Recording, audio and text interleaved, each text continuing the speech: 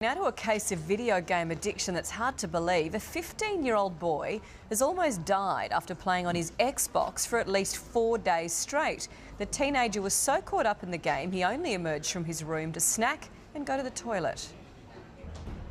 Tyler Rigsby doesn't even know how many days he was holed up in his room.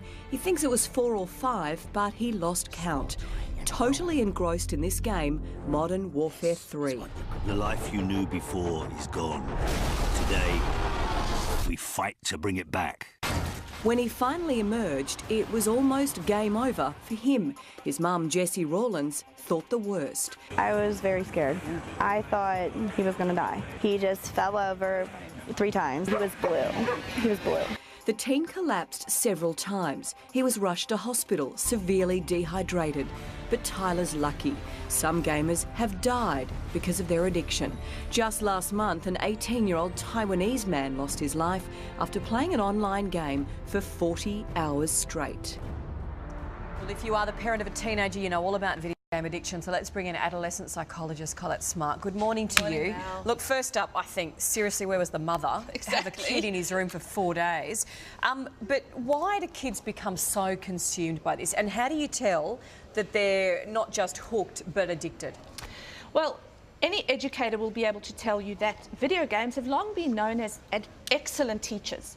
So they provide reward, they provide instant feedback, they allow for transfer from on the game into real life. So there's so many things that even a teacher in the classroom couldn't do that games are fantastic at. But when we start seeing things like gaming affecting huge areas of a child's life, so schooling becomes affected, so school results go down, sleep gets affected. So as psychologists, we see a lot of kids with sleep deprivation where their schoolwork's being affected purely because they've been up too late or all night. Their friendships are being affected at school, and just generally they get agitated when they can't play. They can only focus and talk about the game, and they give up sport.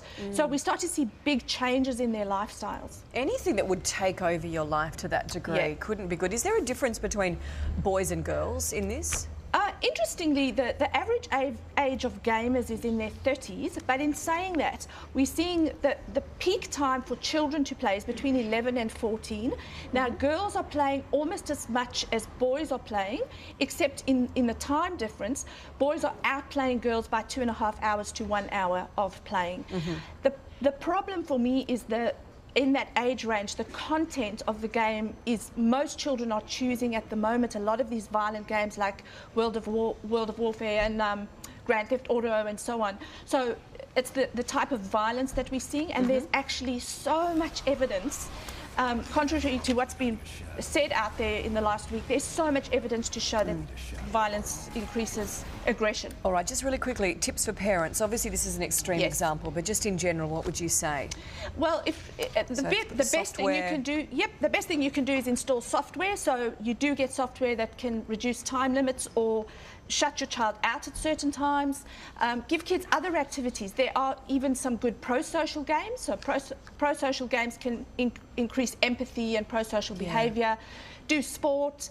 And say no. My gosh, that's the biggest one. That's the biggest thing. Yeah, Knowledge is not equal to wisdom. Let your kids know that you are the parent, that's your role. Just say no. Unplug the thing. Yeah. Thank you, Colette, for coming in. Really appreciate it. Thank you.